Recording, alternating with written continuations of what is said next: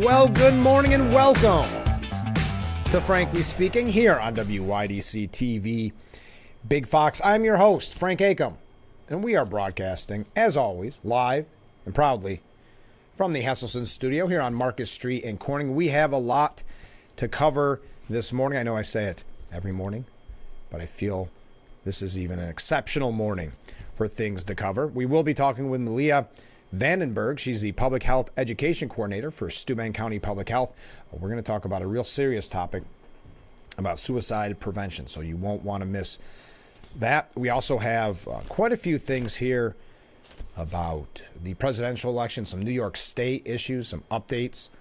But first, as we like to do, some comments came in after yesterday's program. We'd like to get to those. First, from a viewer: why do I always get the feeling that the current administration is trying to work towards a Mad Max situation?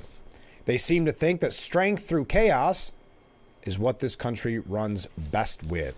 And a little bit to that point, and not necessarily this administration, but that chaos that we're seeing on the ground with the anti-Israel protesters. We're going to talk about that because there's some updates there. We knew it wasn't over. We knew it would extend from college campuses, and that's exactly as predicted what is happening. The next comment from a different viewer: hey, Frank, just got the new Corning Paint and Post budget proposal. They need to go to the contingency budget. The people voted otherwise. We all need to go to the meeting tomorrow and protest. The meeting is actually tonight, and I know there's going to be a lot of information. I'm guessing in the Corning Paint and Post School District, most of you received the information on what they are proposing. Well, first of all, the public hearing is today at 6:30 p.m. at the district office. That's 165 Charles Street in Paint and Post. And an important reminder, don't forget that the vote is coming up on June 18th. So a week from today, June 18th, from 11 a.m. till 8 p.m. Got some waves coming in. Thank you very much. So that is your information. If you want to find out more, you can attend that meeting tonight. Most of you, as I said, received this information, so you can read it over yourself. I'm not going to go through it all, but if you have any questions, feel free to contact me at any time, and I'll keep this handy. In response to this is an exact quote from what the school district sent out. In response to the defeat of the district's proposed budget on May 21st, which sought to exceed the tax cap, the Board of Education has approved a new budget to submit to voters. The new proposed budget of $138,061,969 has a 2.97% tax levy increase, which is within the state-assigned tax cap. The estimated full value tax rate will be $20.33, which is 56 cents less than last year. Now, this means that we'll have to just get a 50% plus one vote, not the 60% that the last budget proposal had to hit, and it did not. It would have hit 50%, ironically. So I don't know what that says about the upcoming vote for this budget, but very interesting that 60%, because I think 97% of school budgets in New York State passed. Corning Paint and Post being the one of the ones that did not. Ithaca as well, interestingly enough. By the way, speaking of that, and we do have a couple other comments from viewers after yesterday's program, but just to tie in with the school district, and this is not specific to Corning Paint and Post, just New York State standards in general. Did you see that New York high school students will no longer need to pass Regents exams to graduate under a new plan? One article I read said it's essentially going to be voluntary if your child wants to take the Regents exam. New York teenagers will no longer need to pass Regents exams in order to receive their high school diploma under a new plan unveiled by the State Education Department Monday. Now, some may say, just like we've seen at colleges, that this could be the kind of, for lack of a better term, the dumbing down of the education system. But the Education Department plans to scrap the requirement that students need to pass 5 Regents exams to graduate high school, but will continue to administer the test as an option, voluntary option, for students to, quote, demonstrate their proficiency in meeting the state's learning standards. So if you want to volunteer to take those exams, feel free, but it's not a requirement to graduate. The department presented its proposal at Monday's Board of Regents meeting based on recommendations from a special commission of students, parents, educators, researchers, and community leaders. Interesting to have students involved in that discussion. The New York State Blue Ribbon Commission on Graduation Measures was formed back in 2019 as part of the Board of Regents and Education Department's initiative to reimagine, quote, what a New York State diploma should signify. The commission's main goal were to create true equity in the public school system and to ensure all New York students learn the knowledge and skills necessary to succeed both in school and after. Do you feel that that's happening, what we're seeing on college campuses? This, of course, at the high school level.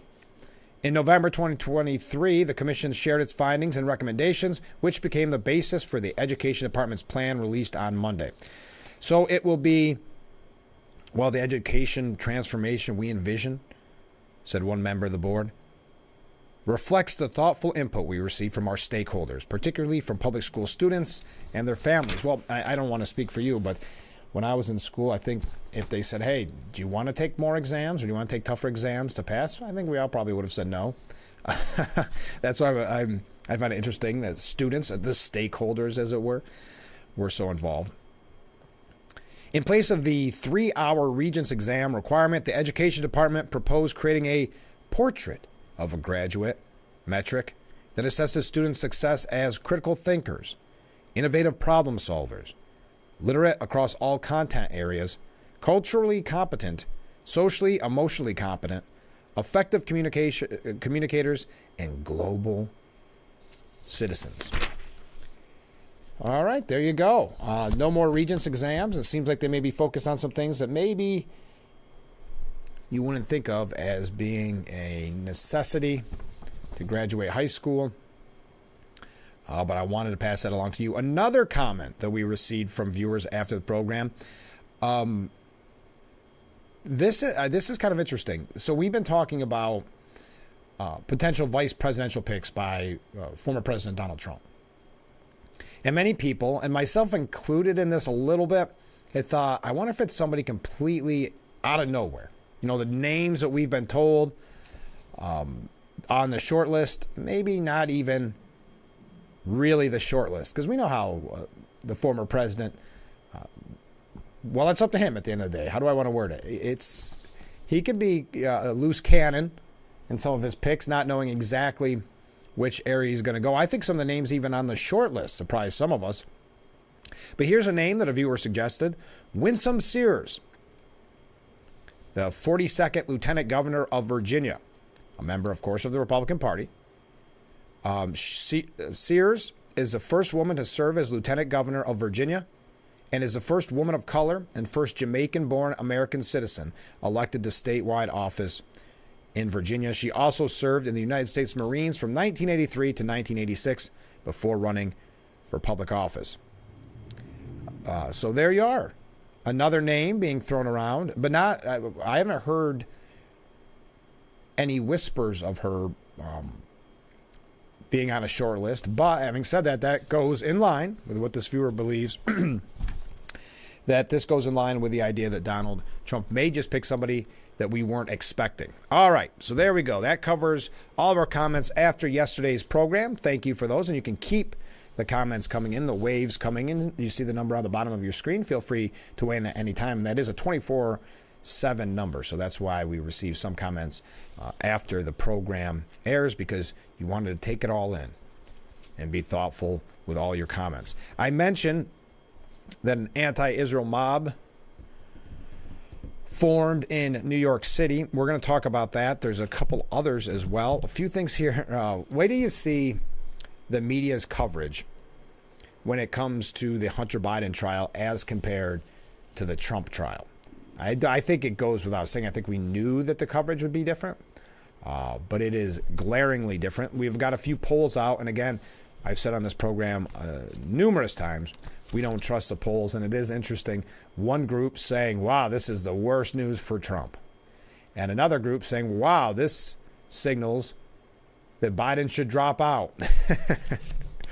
But that's the polling that we'll be hearing about from now until November on Election Day. We do have a couple of New York State issues, not just negative issues, And what do you think about that with the Regents degree? Do you think that that's a smart move, that betters the education system here in New York to make it voluntary for students to take the Regents exam? Also, if you'd like to weigh in, maybe you had a chance to digest it all. If you'd like to weigh in on the Corning Painted Post school budget proposal that was just put out, you can weigh in there as well, so we can stick really local when it comes to that. But when we come back, just a few things on the anti-Israel mobs that are forming, and then we're going to move on to some other issues as well. So stay with us. We are just getting started, and we're already having a lot of fun. So stay right there. This is, Frankly Speaking, on WYDC TV, Big Fox.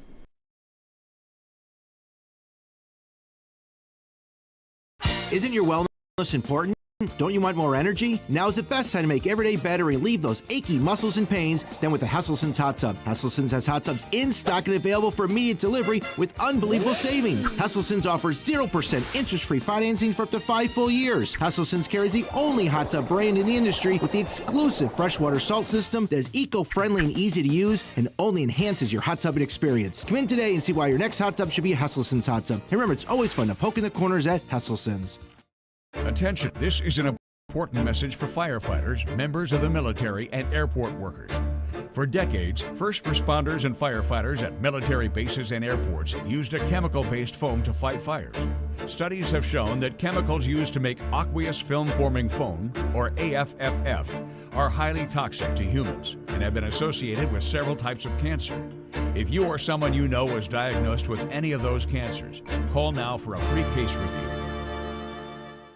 Attention Medicare beneficiaries. This is an important message for people on Medicare. Today we are talking about Medicare Advantage plans. If you're new to Medicare, moving or losing coverage, and don't have a Medicare Advantage Part C plan, call now because there may be a Medicare Part C plan with additional benefits available in your zip code. You can call now to find out if you're eligible to enroll in a Medicare Advantage plan with additional benefits. Just call 800-351-6177 and a licensed insurance agent can look up your eligibility and plan options and see if you're eligible to enroll in a Medicare Part C plan that could save money or include additional benefits. Don't wait. You are not automatically enrolled in a Part C plan with additional benefits. If you're new to Medicare, moving or losing coverage, call for your free, no-obligation Medicare benefits review. You won't know what plan options are available to you unless you call, so call now. The call is free. Call 800-351-6177. 800-351-6177. Getting real video for a commercial used to be extremely expensive, but not anymore. WYDC TV Big Fox now offers the Twin Tiers amazing aerial video for your business. We do it with our state-of-the-art drone and commercially licensed aerial pilot. Beautiful HD aerial video and pictures custom-made for your commercial. Call or email now to advertise on Big Fox TV and let everyone see your business in a whole new way.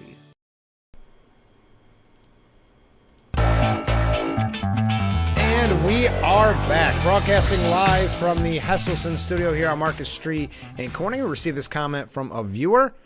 So you're saying I don't need to go do my Regents exams next week because New York State says I don't. Well, first of all, thank you for watching the program on your way into school. No, unfortunately, you're missing the window by a little bit because it says in November of 2024, the department will present an implementation plan and timeline for its proposal to the Board of Regents, which must then approve any changes to New York's graduation requirements. So no, you missed the window. This year, still necessary to take your Regents exams. I'm sorry. But after that, it most likely will go voluntary. Are a lot of people signing up to volunteer to take a Regents exam? Would you volunteer to take a Regents exam? Okay, I wanted to mention this because we've already talked about how despicable the anti-Israel protests became on college campuses. But as you know, I've said it numerous times on this program, that's not just going to stick to college campuses, though somehow at UCLA, they set up a new encampment. I would have thought, and it seems it anyway, that the school would be done with for the summer. Anti-Israel protesters set up a new encampment on UCLA's campus yesterday, leading to a police response in an effort to clear the area. This coming from Fox News. Demonstrators set up tents at Dixon Plaza, where a previous encampment that lasted more than a week in April and May was located before police cleared the area and arrested more than 200 people. Protesters were seen carrying fake bloody bodies and body parts. "We will honor all martyrs," the protesters chanted as they named the Palestinians who died in the war in Gaza. During the protest, demonstrators stood at the top of the Jan's steps that lead into the plaza to prevent people from entering. Yes, that nice new addition to protests, which is to disrupt people's everyday lives, whether it's shutting down bridges, roadways, or not allowing you on campuses or into buildings. University police and campus security officers responded to the scene and used bicycles as barriers to prevent more protesters from entering the area. Demonstrators were instructed multiple times to disperse. Now, where this will lead, I'm not sure, but showing you yet again, that these protests will continue on college campuses. But outside of college campuses, this is despicable. There was an exhibit in New York City, and the exhibit was really to memorialize the victims of October 7th at the Nova Music Festival. Well, a mob of anti-Israel protesters chanted, "Long live the Intifada," during a depraved celebration on Monday night outside a downtown Manhattan exhibit that memorializes the murder and rape of victims of October 7th Nova Music Festival, where 364 people were killed by Hamas terrorists. This is how radicalized they have become. And I don't know who this is winning over, but apparently we as a country are changing our policies towards our ally Israel because of these protesters. And when I say we as a country, the Biden administration. The deranged pro-terror crowd lit flares and waved a flag associated with the Iran-backed Lebanese terrorist group Hezbollah. Imagine Iran and other, like Russia, for instance, China. They must be laughing. Now, I know Iran has tweeted out support, the Ayatollah Khomeini tweeted out support for college students doing this. Undoubtedly, they would be supportive of this as well. The organizers called it a citywide day of rage for Gaza. Well, there's definitely rage there. The protesters also yelled, "Israel go to," and I'm not going to finish it because we have young people watching before they go to school, and clashed with police during the gathering that drew swift backlash from Israel supporters. The demonstration, organized by the pro-Palestinian group Within Our Lifetime, that's a name that we hear quite frequently when it comes to these protests, began with a message. Wow, listen to this. Protesters unfurled a disturbing "Long Live October 7th" banner. So this isn't about Palestinians. This is about pushing a pro-terrorist agenda.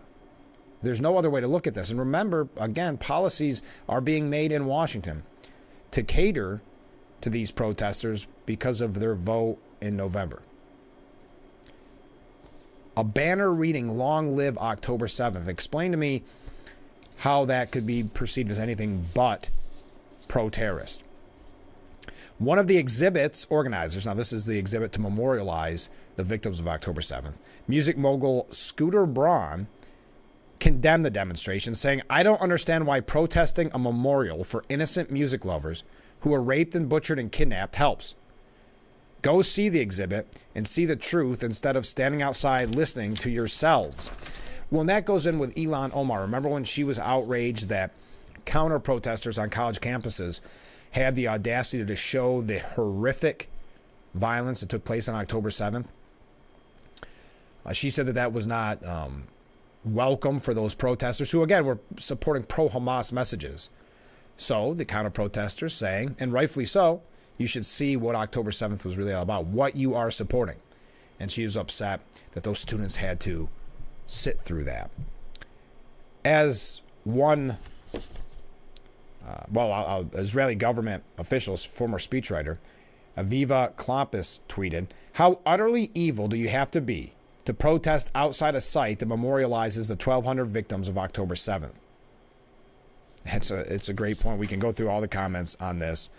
But the exhibit was unveiled back in April. I think we mentioned it at the time to give New Yorkers an idea of the terror that Hamas inflicted on Israel on October 7th.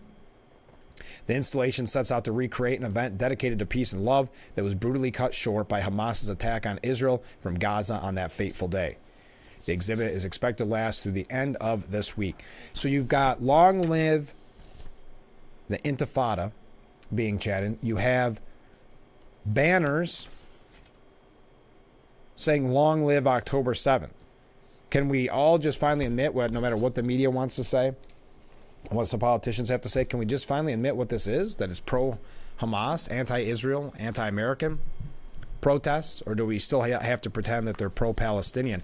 And you know I've been saying this for a long time. I think it's going to be very fascinating when it comes to the Democratic National Convention, which is in Chicago. History repeats itself. If you recall 1968 Chicago and what happened there. Well, they're already telling us, according to the Chicago Tribune, this will not be 1968. But after anti-war, pro-Palestinian demonstrators. So again, we're going to keep calling them pro-Palestinian. Okay. Even though we saw what happened in New York City last night. Roiled college campuses this spring and led to clashes between protesters and police. The specter of the chaos surrounding the summer's Democratic National Convention in Chicago looms as the party returns in August to mark the renomination of President Joe Biden. To be sure, the landscape is vastly different than it was in the late 60s, even among resurgent political violence driven predominantly by the far right. Excuse me? To be sure, the landscape is vastly different than it was in the late 1960s, even amid resurgent political violence driven predominantly by the far right. This coming from the Chicago Tribune. So even though these protests that I've been telling you about, these anti-Israel protests that they're scared will come to Chicago for the Democratic National Convention, somehow this is led predominantly by the far right. And you wonder why the media has lost all credibility, why the Chicago Tribune and other newspapers are hemorrhaging subscriptions, are going out in many instances. So this is political violence driven predominantly by the far right. I think this is an instance where you would say citation needed. Could you give us those examples? Because I just listed 2 this morning, just from last night, of violent protesters from the far left. Would we say far left? I don't even think you can say far left anymore. Nevertheless, the influx of potentially tens of thousands of protesters into Chicago during the convention, some of whom have vowed to take to the streets without city permits, raises questions about how prepared Chicago police are for any ensuing unrest. I can't believe it. Again, well, this is just an example. We're not going to go through all that. But I've been talking about that for quite a while, the comparison with Chicago there. But imagine this is another example of them telling you, never mind what you're seeing, never mind the media attention you've been paying attention to, never mind maybe what you've experienced and lived through. Take us at our word that is predominantly far right, that I guess is involved in these anti-Israel protests. Losing all credibility. One issue at a time. I've got a couple last minute quick things on that. Well, actually, do I have time? Nah, I better take a short break. Stay with us. We'll be right back with Frankly Speaking here on WYDC TV. Big Fox, we'll be right back.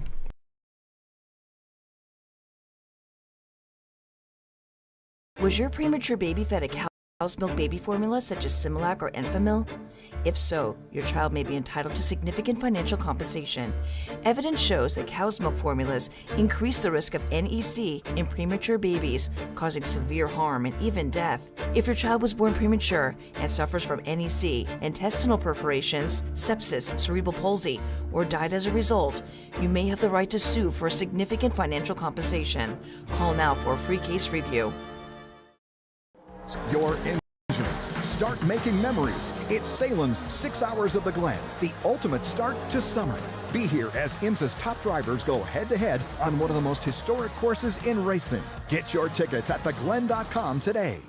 Start adrenaline rush. Start exploring the paddock. Start a weekend you'll never forget. It's Salem's 6 Hours of the Glen, the ultimate start to summer.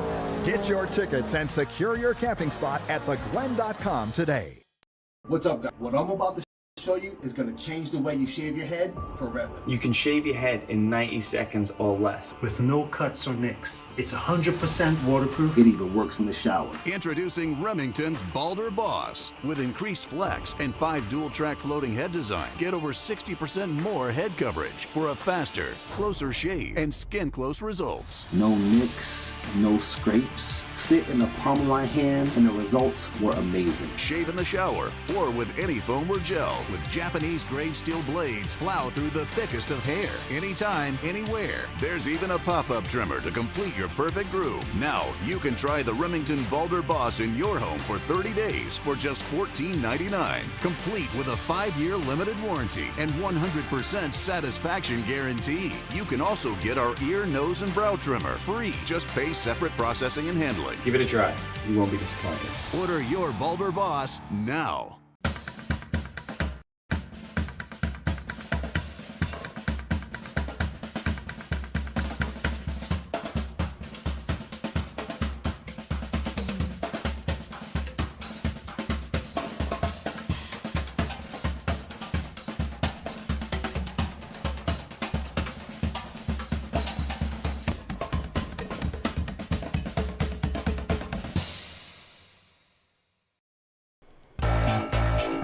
Our beautiful view of Market Street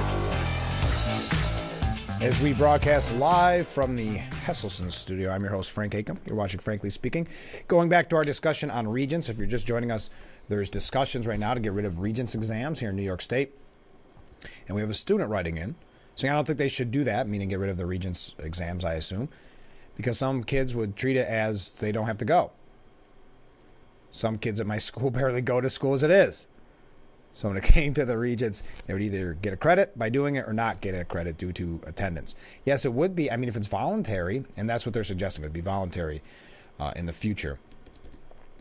I just don't see too many kids going just to volunteer to take an exam, which is, if I recall, was a pretty lengthy amount of time and commitment to taking that test. So, nice summer day. I don't see too many people volunteering to take the Regents. That tied in with our discussion. We were talking about the Corning Painter Post school budget. Unrelated in a way, but also related. If you have time, you may find this article interesting. It's by NS Lyons, and it's at the New York Post this morning. Just to give you an insight, because we hear about these groups, and we know there's some agitators involved in the group, outside agitators. But you wonder, where does the money come from? You know, we kind of joked at the beginning, where are all these tents? Why do they all look the same? But you've got money involved in these protests, these anti-Israel protests. Where's it coming from? Well, there's a piece about how Henry Ford's fortune is being used to rip America apart. And they talk about the Ford Foundation and where their money goes to.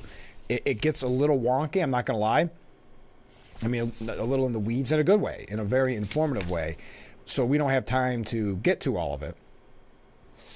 But you can find it for yourself at the New York Post New York Post. NS Lyons, how Henry Ford's fortune is being used to rip apart America. By the way, momentum, I know they keep saying it's either far left or they don't mention the connections to these protesters of having the Democrat Party affiliation. But keep this in mind. Momentum is growing behind a Democratic boycott of Prime Minister Benjamin Netanyahu's speech. A growing chorus of House Democrats say they're planning to steer clear of next month's speech by Benjamin Netanyahu before a joint meeting of Congress, arguing the Israeli Prime Minister's handling of the Hamas war and his repeated snubbing of President Biden's preferred approach to the conflict demand a show of protest from liberals on Capitol Hill. Why would he need to listen to President Biden's preferred approach to the conflict? Like he's been saying from the beginning, and I think it's an important statement, that we are going to protect ourselves. We are going to defend ourselves. No outside influence, I'm paraphrasing, of course, but no outside influences are going to change our mind in protecting the state of Israel. So that seems like an excuse coming from those joining this boycott. But again, if I'm Benjamin Netanyahu and I look at the history of Joe Biden when it comes to foreign policy, I think I would probably ignore his preferred approach as well. Some Democrats have foreshadowed the boycott earlier in the year amid speculation that Speaker Johnson was poised to invite Netanyahu to the Capitol. With the invitation now official and the speech set for July 24th, more and more progressive Democrats are emerging with a formal declaration of their own. We won't be there. Again, and I know we had this conversation with former Congressman Joe Semplinsky, I think not this last interview, but the time before. You know, they throw around terms like progressive Democrats and like that. It seems to be more of the party as a whole now. At least if Biden is that concerned about that vote count, it must be a much larger picture than the media is letting on. Representative Hank Johnson said, I won't attend and turn my back towards him, so I'm just going to stay away. Progressive Democrats have long denounced Netanyahu's conservative policies, including his sharp criticism of the Iran nuclear deal under Obama, which led to a boycott of the prime minister's last speech to Congress almost a decade ago. Supporting the, oh my gosh. Well, was he right? Let's see. Iran being a part of October 7th. But anyway, I'll continue. He imported a little bit of controversy the last time he was here, said Representative Stephen Lynch. I thought it was disrespectful to the president, so I'm inclined not to attend. A boycott may not be the only way lawmakers showcase their opposition. Oh, I could definitely see some chanting, some yelling, mini protests. Representative Lloyd Doggett, a deputy whip for the Congressional Progressive Caucus, said conversations are underway about the best method for protesting. There's still some debate about the best way to respond to his coming. I'm not planning on attending or I'll be participating in whatever events there are to express that we want this war to end and we want both him and Hamas to agree to a ceasefire.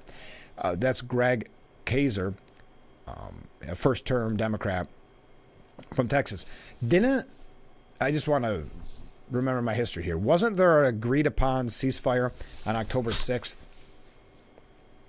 I mean, the fact that they're saying that you could take a terrorist organization like Hamas at their word is delusional.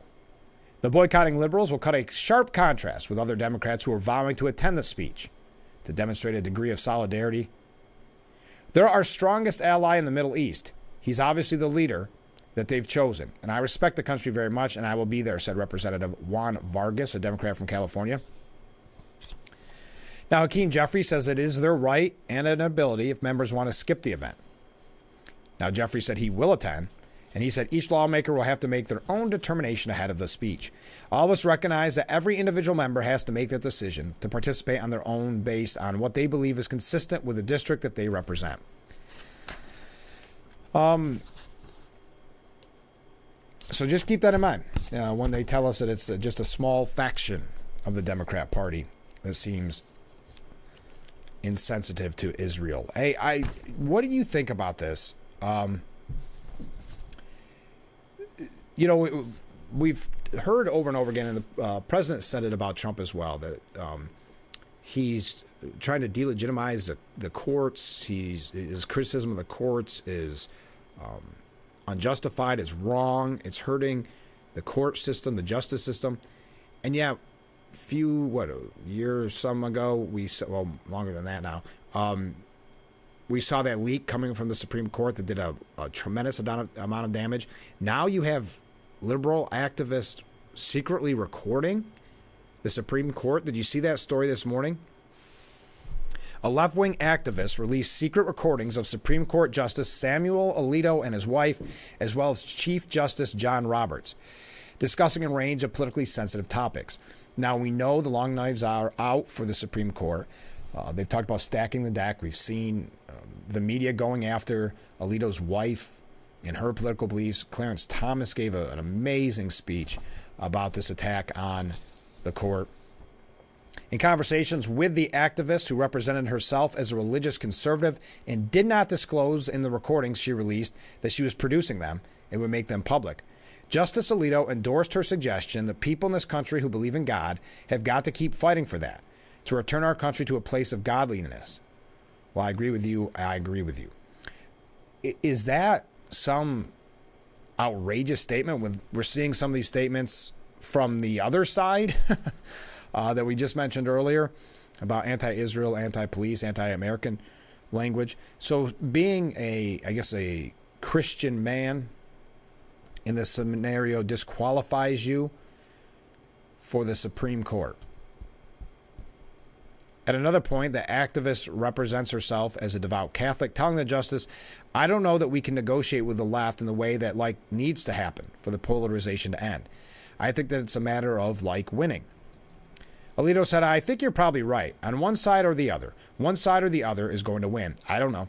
I mean, there could be a way of working, a way of living together peacefully, but it's difficult, you know, because there are differences on fundamental things that really can't be compromised. They really can't be compromised. So it's not like they are going to split the difference. I mean, that seems like a fair statement to me, but I know the media this morning is in a tizzy. What they're trying to do is ultimately get them to recuse themselves over any Trump decision, is what this is all about. And that's going back to the leak from the Supreme Court, which is unheard of, unprecedented, disastrous for the court. That was done in a way to intimidate the judges, much like this is, intimidate the judges before the Roe v. Wade decision. This is to intimidate the judges before their decision on Trump. The recordings were made by Lauren Windsor, a self-described documentary filmmaker who said she made the recordings during a dinner hosted by the Supreme Court Historical Society last week. The subjects appear to be unaware that they are being recorded by Windsor, who called the clips undercover audio.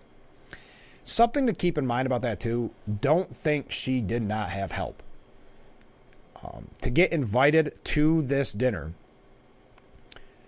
to be allowed into this dinner, someone behind the scenes knew who she was and potentially what she was planning to do. Because nothing in Washington, nothing when you get to this level is done blindsided. Out free admission, everybody come into the dinner and hear us talk about political topics. And are they sensitive? I mean, again, are you outraged by what you're hearing here? That he calls, Roberts even said, I don't know that we live in a Christian nation. I know a lot of Jewish and Muslim friends who would say maybe not. And it's not our job to do that. It's our job to decide the cases as best as we can. So very neutral. Now, everybody's reporting on this continues to say that they haven't received the audio. They haven't verified the audio. But boy, they're still running with it anyway. So enough on this. I mean, I don't want to give it credence either, but when we hear about the threats to the court and threats to the judicial system, it's not Trump showing that his Manhattan trial with a Democrat donor judge with a deep blue jury pool, et cetera, calling that rigged is not the same as what the left has been doing when it comes to the Supreme Court and trying to denigrate the Supreme Court, trying to vilify the Supreme Court. So I know that was a topic that we had to bring up this morning because it is everywhere. Rolling Stone's covering it. Justice Alito caught on tape discussing how Battle for America can't be compromised.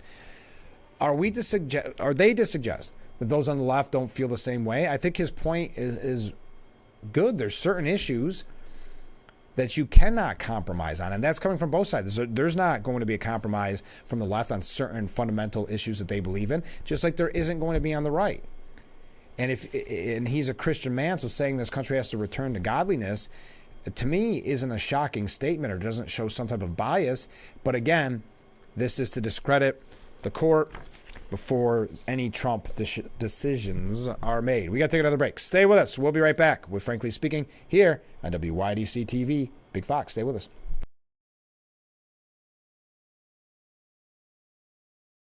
Attention, if you were a loved one regularly used hair relaxers or straighteners and were diagnosed with uterine, ovarian, or endometrial cancer, you may be entitled to significant compensation. I've used hair relaxers for years. I had no idea they could cause cancer.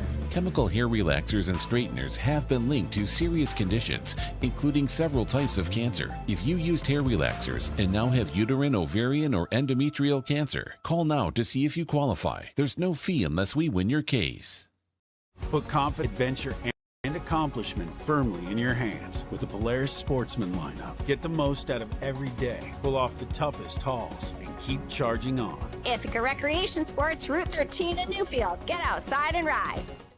The world's pizza has been baked in ovens made of stone, but you can't put one of those on the countertop in your home. Introducing Paisano, the authentic pizza oven by Granite Stone. Now make the world's most delicious pizza with real stone right in your own home. You simply set it and let it make golden, crispy, extra cheesy stone-baked pies in under 6 minutes. The secret is the dual-controlled heat zones that quickly heat the real ceramic stone up to 800 degrees so you can stone bake just like the pros. Plus, there's no gas, wood, or charcoal needed. Paisano is electric, plug-in, and portable. You can get your Paisano pizza oven for just 4 easy payments of $39.99. And we're going to drop one payment. You get it all for just 3 easy payments of $39.99. Plus, we'll ship your entire order free.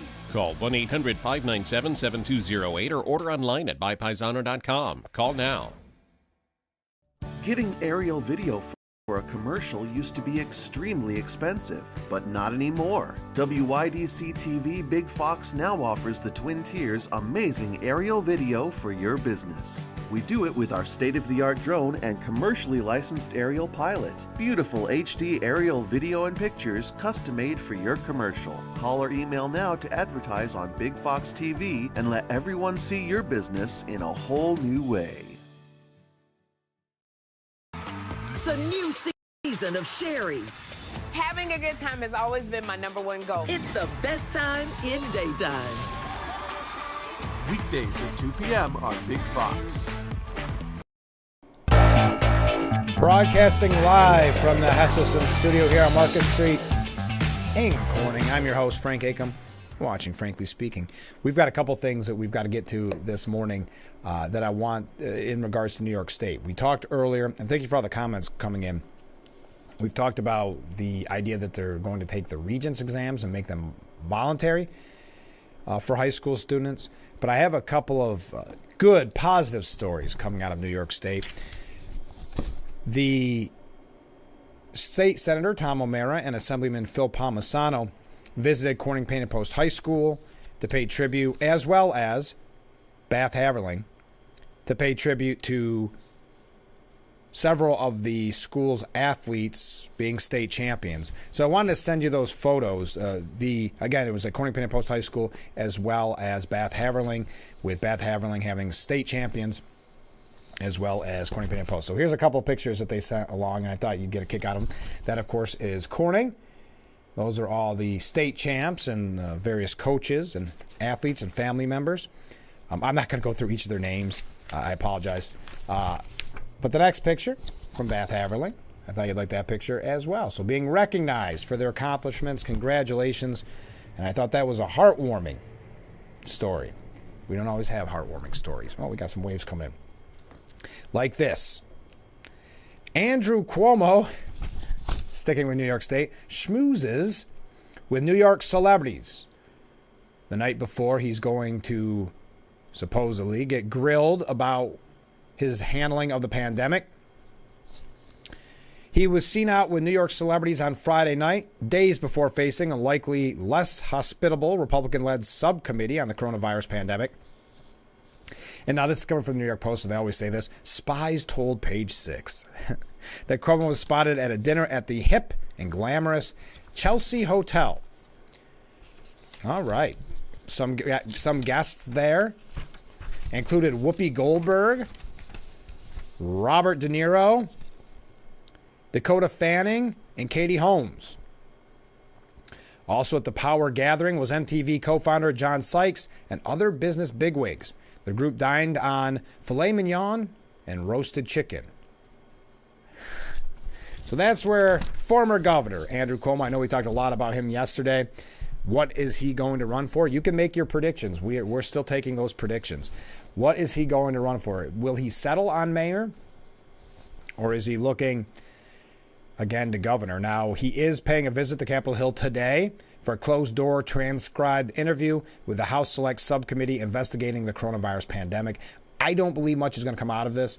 He's going to, well, as his typical ego and aggression, he's going to look at this as a Republican-run meeting, so he does not have to take it with the seriousness it deserves.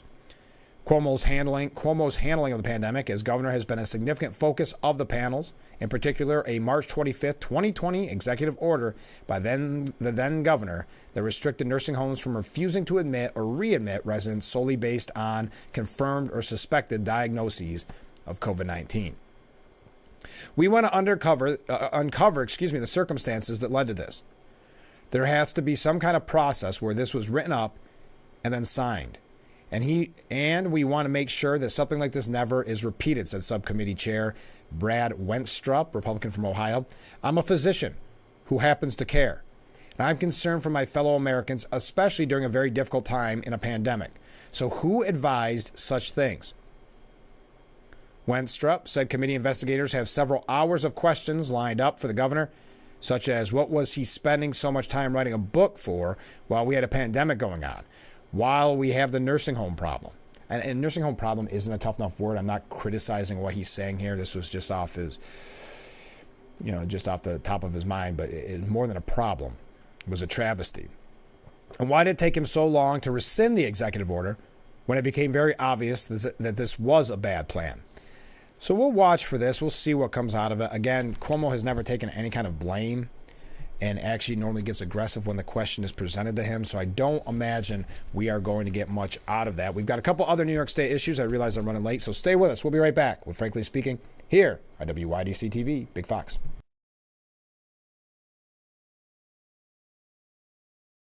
Isn't your wellness important?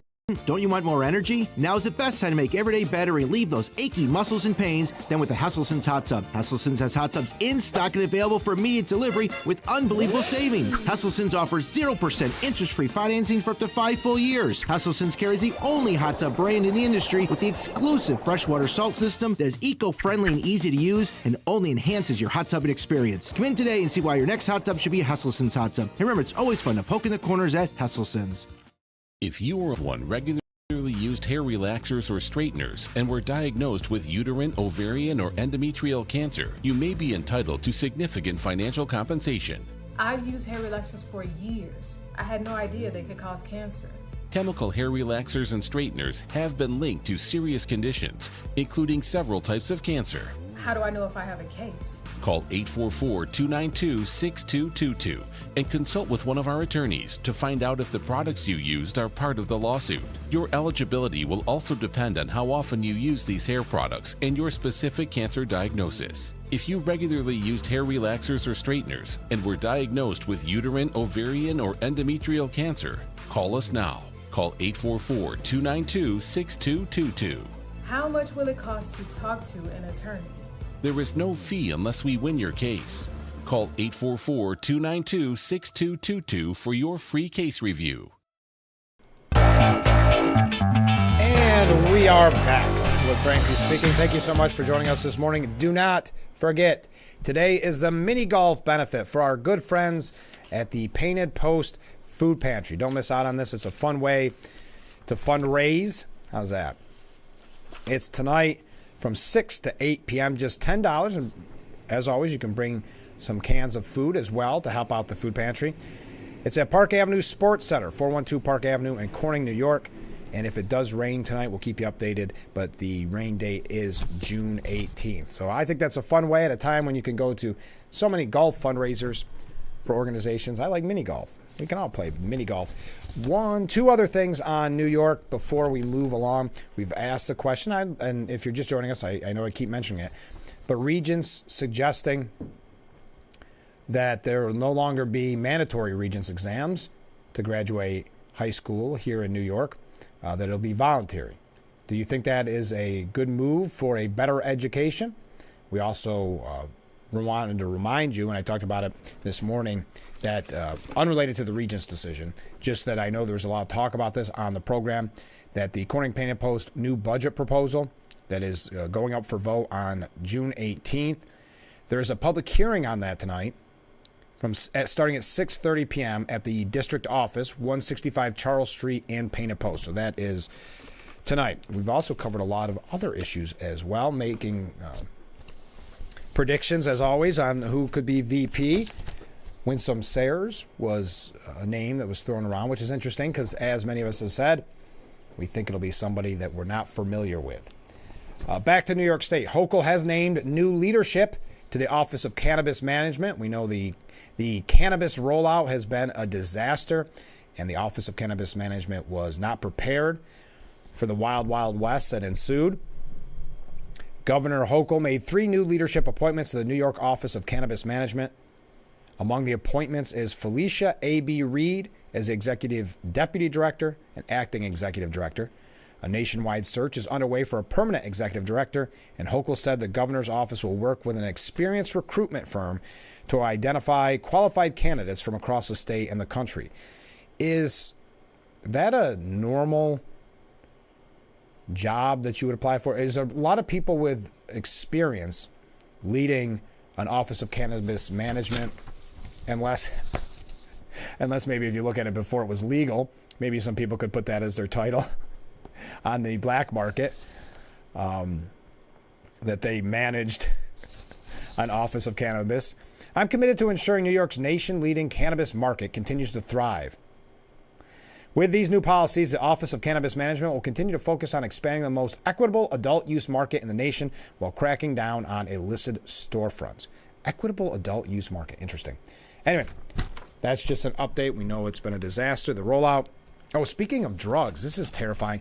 I know we've had Sheriff Allard on the program numerous times, and it seems like every time he's on, there's some new drug on the street that is even more terrifying than the month before. Well, the New York State Department of Health is warning residents of a recently detected dangerous mix of substances found in the central New York area. A public health alert was issued Friday after the department's drug checking program and the partner ACR Health found 2 samples tested from bags labeled Super Mario, consisting of a combination of fentanyl. I'm going to try the rest of these, okay? Fentanyl, xylazine, and trace amounts of heroin and carfentanil, which is a potent drug considered up to be 100 times stronger than fentanyl. Scary times. Okay, so that's our update on New York. Yes, we are covering a lot this morning. I'm really looking forward to talking with Malia Vandenberg from Public Health Education. She's the Public Health Education Coordinator from Steuben County Public Health. We'll be talking with her in the next hour. We've got a lot here about Hunter, a lot here about Trump, the campaign in general. It seems like we've covered so much already this morning. Let's take our last break of this hour, because yes, we now get 2 hours together, and this is moving fast. And I appreciate all the comments, all the waves. Keep them coming in. We'll be right back with Frankly Speaking here on WYDC TV. Big Fox. Attention, if you were a loved one regularly used hair relaxers or straighteners and were diagnosed with uterine, ovarian, or endometrial cancer, you may be entitled to significant compensation. I've used hair relaxers for years. I had no idea they could cause cancer. Chemical hair relaxers and straighteners have been linked to serious conditions, including several types of cancer. If you used hair relaxers and now have uterine, ovarian, or endometrial cancer, call now to see if you qualify. There's no fee unless we win your case. I'm Marianne Burke. I've lived here for 70 years, but I do fine right here in my house, and I want to be here as long as I can be. And I feel comfortable knowing that if something happened to me, someone would know because of the cameras that are installed in various spots in my home. That has been a wonderful gift to me to be able to have that security and that support from Full Circle America, and that's what it's all about. The Bix website is here now. WYDCTV.com. Local and national news that keeps you informed and involved. WYDCTV.com. Today's weather up to date and in your town. WYDCTV.com. Sports news, local events, and health stories that affect you. WYDCTV.com. The Big Fox website. Your news here now. WYDCTV.com.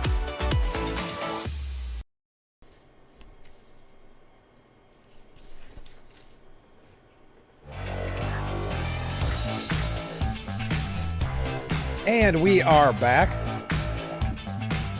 with Frankly Speaking. I want to take a look at this real quick, and it's called the Summer of Never Before.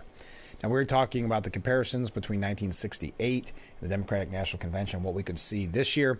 But Mike Allen, and I think this is a little bit Well, it's clearly biased because it's Axios, but there is actually some interesting information if you read between the lines. Never before has a former president been sentenced for a crime. Never before has a felon accepted the nomination of a major party. Never before has a man as old as former President Trump, who turned 78 on Friday, accepted the nomination of a major party. President Biden was 77 in 2020. Now, I think, I'm not going to say that's misleading. I think that almost made me turn away from reading this article. But then it got into a little bit better spot. But Trump will set the record at the Republican convention in July, then be beaten 5 weeks later by President Biden, 81, at the Democratic National Convention. Never before has a general election presidential debate been held before fall. Now, there's a lot of speculation on why that is, why Biden wanted one so early, probably because his poll numbers are not looking good. He wants to get some momentum in his mind. Remember, the bar is set very, very, very low for President Biden. We've had this conversation numerous times on the program. I think Republicans, Trump, and others do themselves a disservice by setting the bar so low because it gets to the point where it just needs, well, look, for instance, with the State of the Union. You've heard my prediction of how the media will cover the debate, that Biden brought out the debate performance he needed when he needed it. Those will be the kind of articles that we see no matter what is actually said or done on that debate floor. And remember, there's a lot of rules in place, such as they will be sitting now, the mics will get cut off. I think it's going to be awkward to watch, if I'm being honest. But the reason I bring it up is that has never happened before, where a presidential debate was held before the fall. Never before has a wartime Israeli leader addressed Congress. That was our discussion earlier with Netanyahu. And the reason I bring this all up is because, as they call it here, the summer of never before. Listen to this 30-day stretch of news in what is going to be, well, a historic summer. On June 27th, Biden and Trump debate on CNN.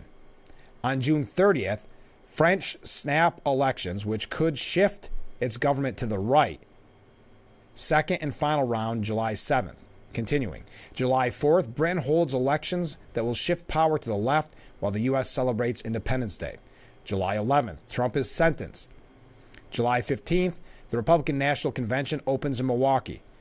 July 24th, Netanyahu addresses the joint session of Congress. And then on July 26th, the Olympics open in Paris. That's our summer in a nutshell. There's more there, of course, as well. But just a lot happening in that 30-day stretch. And then the Democratic National Convention begins in Chicago on August 19th.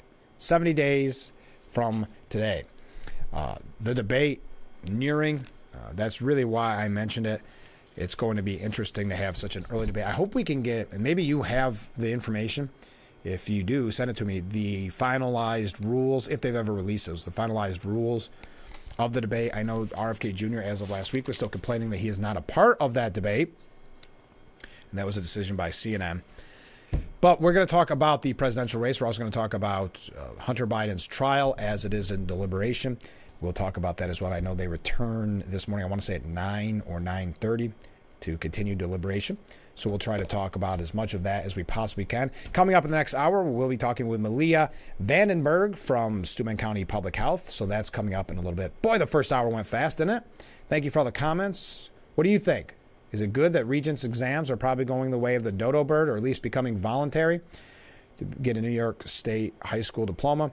What do you think Cuomo's up to? Who do you like for VP? Those are just one of many questions we asked this morning on Frankly Speaking, and that's why I'm glad that you could be a part of it and spend your morning with us here. I really appreciate it. So make sure you sit right back. Yes, 2-hour-long edition of Frankly Speaking, as is now the case. The second hour coming up in mere moments. So stay with us. This is Frankly Speaking on WYDC TV. Big Fox will be right back.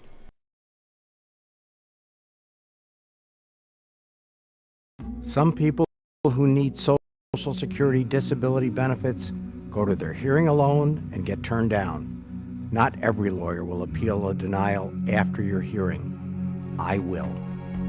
I'm Peter Gorton of Lockman & Gorton. I help people win benefits by appealing their denials, including in federal court.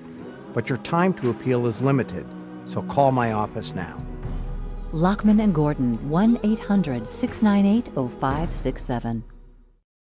Better tasting is better for the planet. That's great, sir. Can I take your order? Oh, number 3. At Culligan, we get that most people don't think about water like we do, and that's okay. You see, when we install our drinking water and softening systems, we're thinking about filtering contaminants and the minerals that make water hard. So you can just think about softer, cleaner, better tasting water. At Culligan, we think about your water, so you don't have to. Call today to schedule your free water test.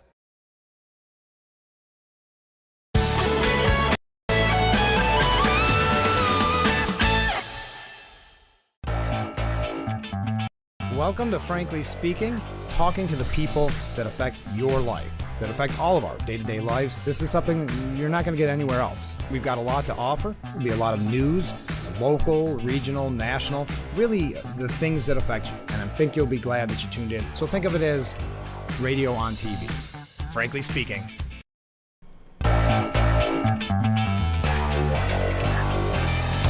Hour number 2 of Frankly Speaking. Thank you so much for joining us this morning. If you missed the first hour, you missed a lot of great conversation, a lot of great topics. One thing I kind of promoted but didn't get to yet was polling. And we're going to hear so much about polling, obviously, before we get to November. It's always a hot topic. But it's so different to see, or it's so interesting to see the difference in polls. How about this? Newsweek saying that Donald Trump, and I find this a really weird way of wording this, but Donald Trump suffers quadruple polling blow.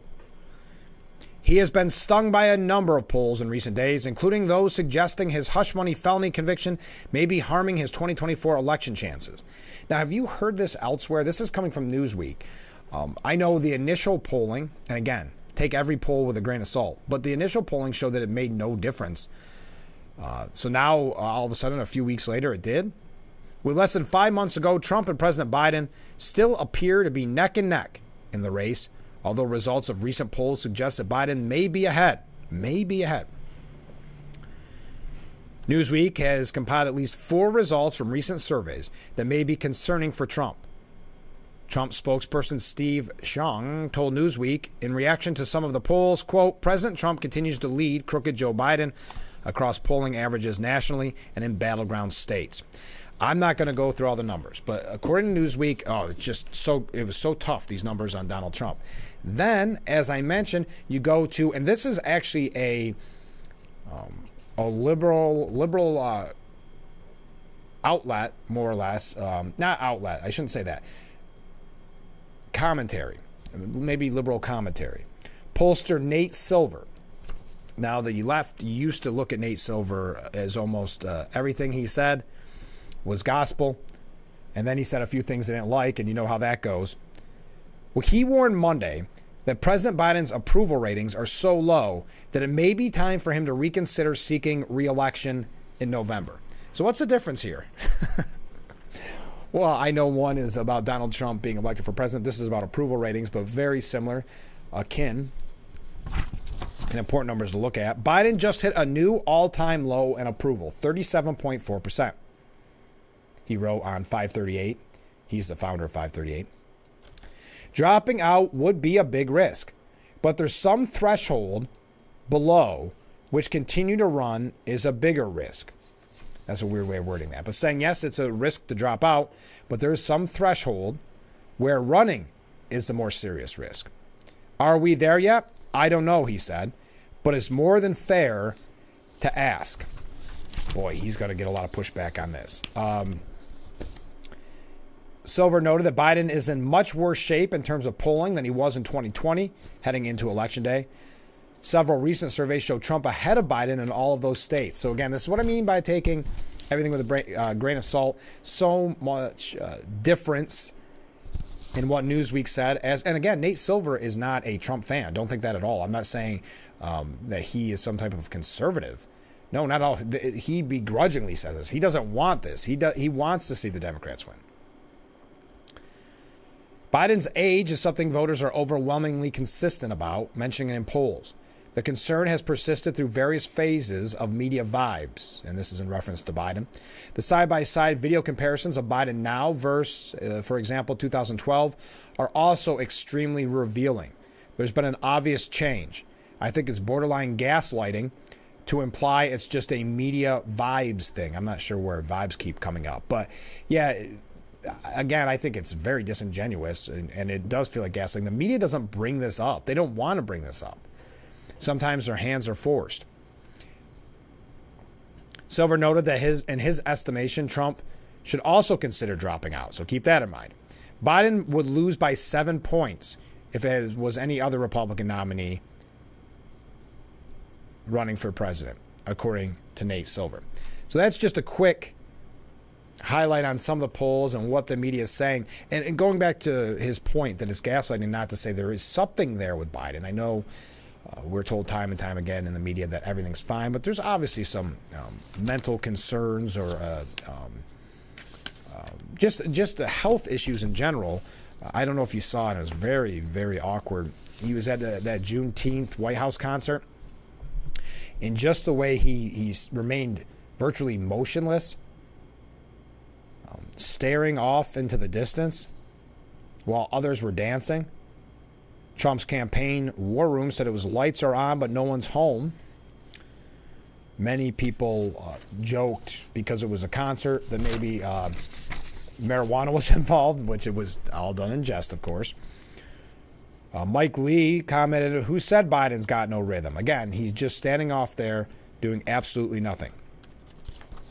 Just strange. And going into what Nate Silver said, the media is not covering it. It's, again, what people are seeing with their own eyes. It's just like the inflation numbers, or just like public safety. I saw a clip on the news, was it late last night or early this morning, saying that no, public safety is the best it's ever been. Crime is down. And then, at the end, they give that little disclaimer. Well, that's from organizations that were volunteered to give their numbers. Oh, okay. So it's another example. Never mind what you're seeing with your eyes. Believe us. Believe our numbers. Believe our media coverage. Okay, we've got a lot of waves coming. Thank you. I think this is in reference to one viewer. We were talking about Regents exams, the new suggestion being that they would be voluntary, that you would not need to take the Regents exams to get your New York State diploma. And to that one viewer who was a student who commented, no, that is not this year. For all the viewers paying attention, no, it's not this year. Unfortunately, you missed the window. You will have to take the Regents. One viewer saying the dumbing down continues.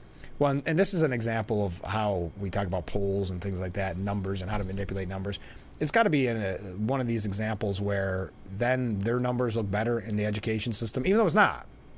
I mean, not what the overall goal is, which is a good education. It's not that, but their analytics, their numbers look better on paper, so of course they can pat themselves on the back for the job they're doing. There's also, getting back to Trump here for a moment, and if you are just joining us, if your alarm goes off at 7, you missed a little bit of the last hour. Malia Vandenberg from Steuben County Public Health is going to be our guest coming up in just a little bit. It's a very important message at a time when many are struggling, still feeling the effects of the COVID lockdown and the like. This is about, and fair warning, in case this is an issue that disturbs you or bothers you, it is about suicide and suicide prevention. So that's coming up in a little bit. But back to Donald Trump, Stephen Collinson says why the far-right surge in European elections could be an omen for Trump. In June of 2016, Britain voted to leave the European Union in a populist revolt that foreshadowed Donald Trump's shock outsider election win a few months later. Now in June of 2024, far-right candidates, many of whom share Trump's populist nationalism, hostility to immigrants, searing economic message, and disdain for governing elites and globalist institutions, just won sweeping gains in EU elections. Is there perhaps a better way to word that, not to look so biased? Stephen Collinson, hostility to immigrants, but I'll continue. Is political lightning about to strike twice, he asks.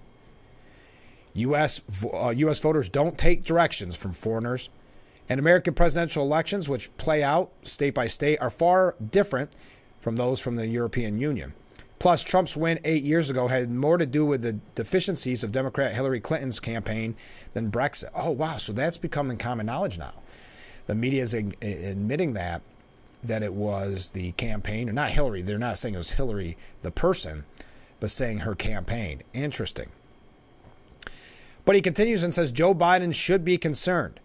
The latest campaign in Europe successfully road-tested a message that mixes a potent political cocktail: public anger over what is perceived to be out-of-control migration, the pain of voters facing high prices, and the cost of individuals of fighting climate change. Trump is hitting these themes hard in battleground states.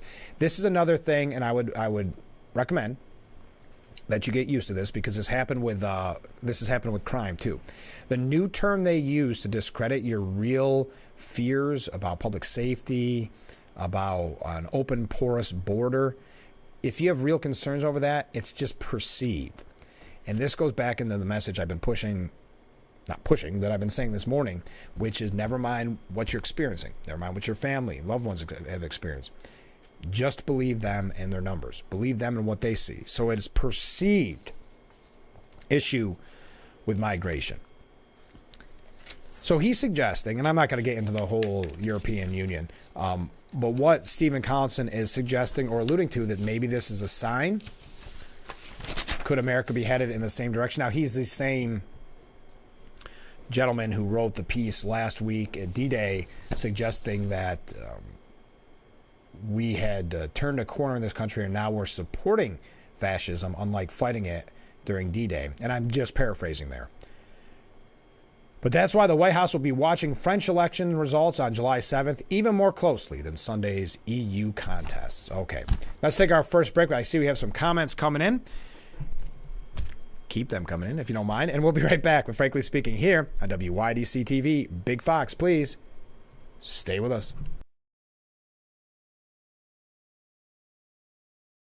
We are proud to serve our country, to serve our local communities, to wear the uniform, to be a soldier, to serve abroad when and where duty calls. We are ready to stand with our brothers and sisters to defend, to serve, to fight.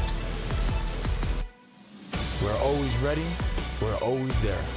We are the New York Army National Guard.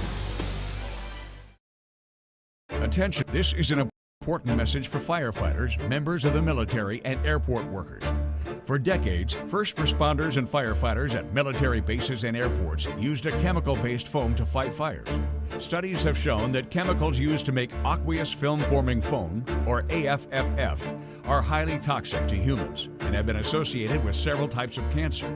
If you or someone you know was diagnosed with any of those cancers, call now for a free case review. Wanna know it's hard to stop a train? It's how we've invented products that reinvented our world. It's how we test as hard as the elements do. It's how we run. Aaron's Heating and Air Conditioning in Corning, New York is a local, veteran-owned and operated company with over 25 years experience. From service and repair to new installations, trust the experts at Aaron's Heating and Air Conditioning. What could whiten your teeth by simply brushing your teeth? Now you can with Smile Actives, the teeth whitening breakthrough that safely gets your teeth white and keeps them white every day, just by brushing your teeth. Simply add Smile Actives to any toothpaste and our patented PolyClean technology activates into a powerful microfoam that penetrates into the enamel surface to safely lift and remove stains. You need a simple way to whiten your teeth. Without strips, without trays, without going to the dentist. I eat the blueberries, I drink the coffee, and I know that Smile Actives will keep my teeth white every day. Now you can whiten your teeth with new Smile Actives Pro Whitening Gel every time you brush your teeth. Call or go to smileactives.com and for a limited time get new Pro Whitening Gel for just $24.95. Order in the next 5 minutes and buy one, get one absolutely free. We'll even include free shipping. Call or click now before the special buy one, get one free offer goes away.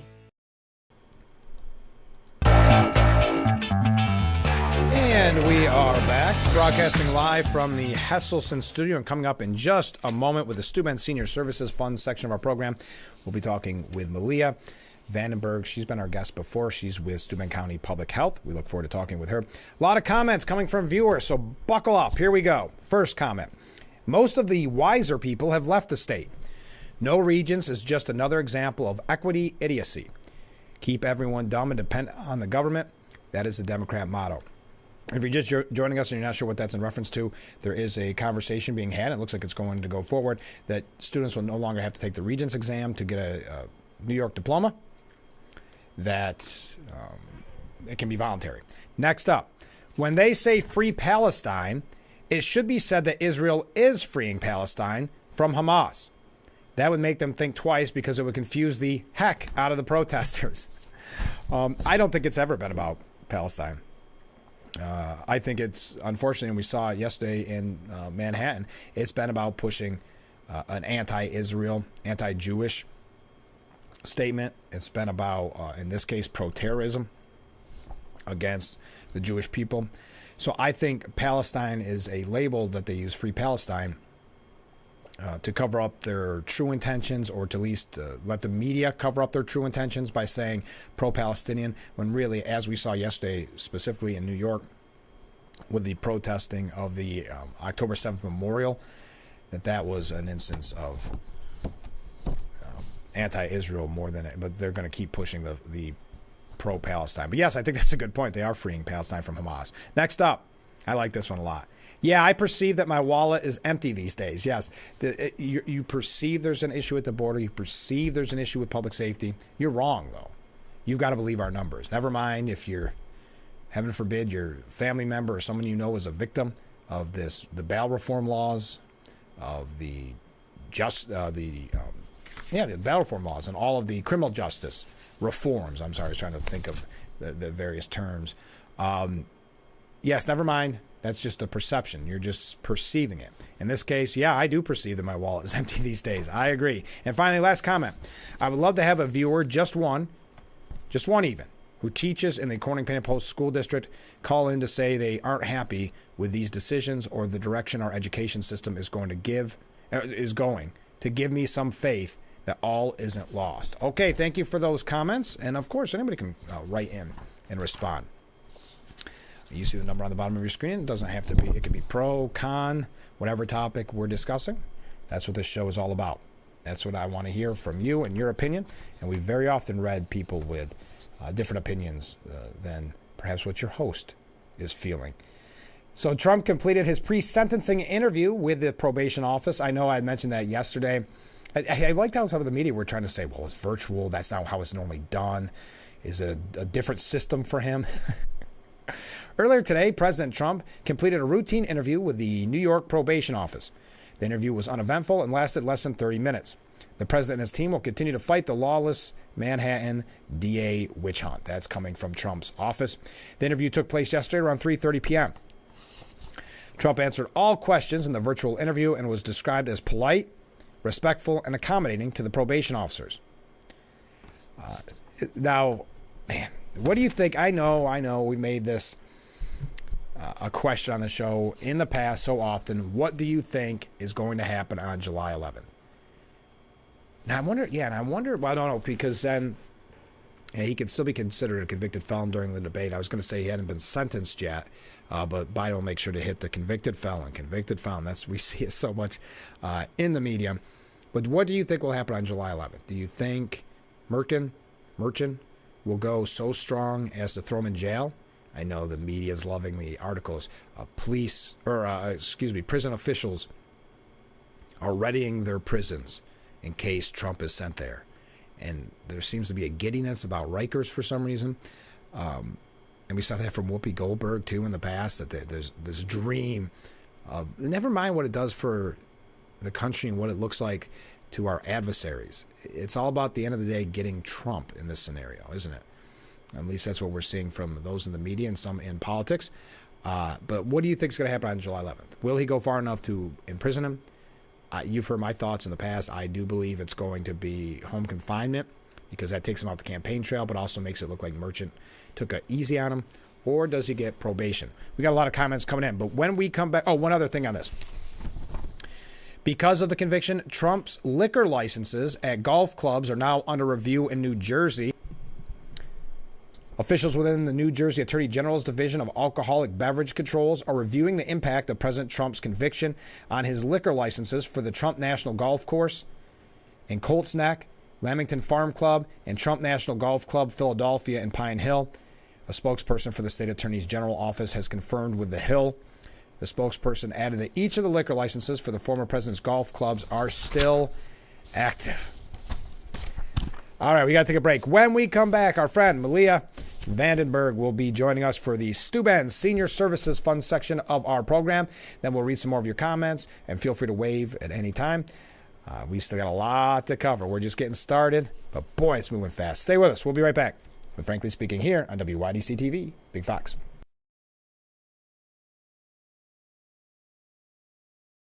Isn't your wellness important? Don't you want more energy? Now's the best time to make every day better and relieve those achy muscles and pains than with the Hesselson's Hot Tub. Hesselson's has hot tubs in stock and available for immediate delivery with unbelievable savings. Hesselson's offers 0% interest-free financing for up to 5 full years. Hesselson's carries the only hot tub brand in the industry with the exclusive freshwater salt system that is eco-friendly and easy to use and only enhances your hot tubbing experience. Come in today and see why your next hot tub should be a Hesselson's hot tub. And remember, it's always fun to poke in the corners at Hesselson's. If you or a loved one regularly used hair relaxers or straighteners and were diagnosed with uterine, ovarian, or endometrial cancer, you may be entitled to significant financial compensation. I've used hair relaxers for years. I had no idea they could cause cancer.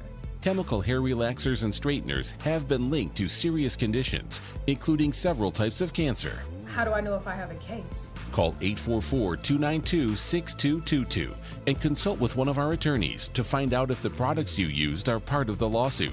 Your eligibility will also depend on how often you use these hair products and your specific cancer diagnosis. If you regularly used hair relaxers or straighteners and were diagnosed with uterine, ovarian, or endometrial cancer, call us now. Call 844-292-6222.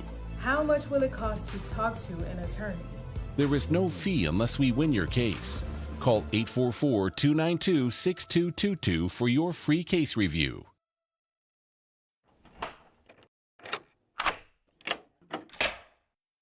I'm Jonathan Lawson. If you're 50 to 85, please listen closely. The lock I want to talk to you about isn't the one on your door. It's a rate lock for your life insurance that guarantees that once you're insured, your rate can never go up at any time for any reason. Many policies you see don't have one, but you can get a lifetime rate lock from Colonial Penn. This plan was designed for people on a fixed income with coverage options that start at $9.95 a month. That's less than 35 cents a day. Your rate is locked in for life. Coverage can never be canceled, and your acceptance is guaranteed. You cannot be turned down because of your health. See for yourself. Call for an information kit and gift.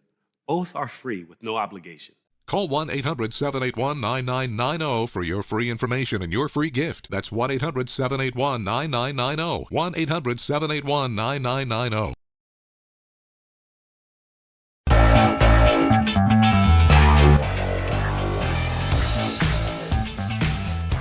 Welcome back to Frankly Speaking here on WYDC TV Big Fox. I'm your host, Frank Acom, and this is the Steuben Senior Services Fund section of our program. I do want to start by issuing a little bit of a warning here. We are going to be talking suicide-related topics. I'm going to thank you for returning to the program this morning. Awesome. Thank you so much for having me. Well, tell us about this. This is really kind of fascinating. I'm learning a lot on the go, just like the viewers are. Tell us about this multi-county initiative aimed at preventing suicide.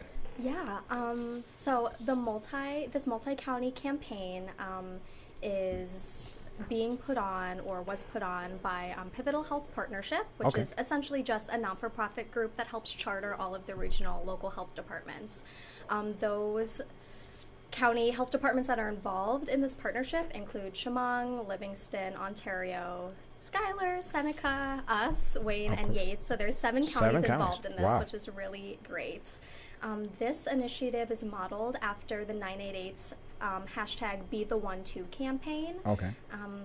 And it targets at-risk populations in our local areas. And for us, based on our data and working with our prevention coalitions, those populations include first responders, older adults, men, and veterans. Oh my goodness.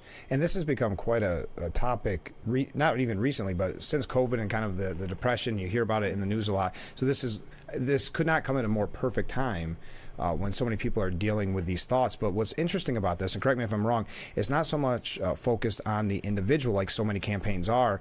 It's focused on more than that.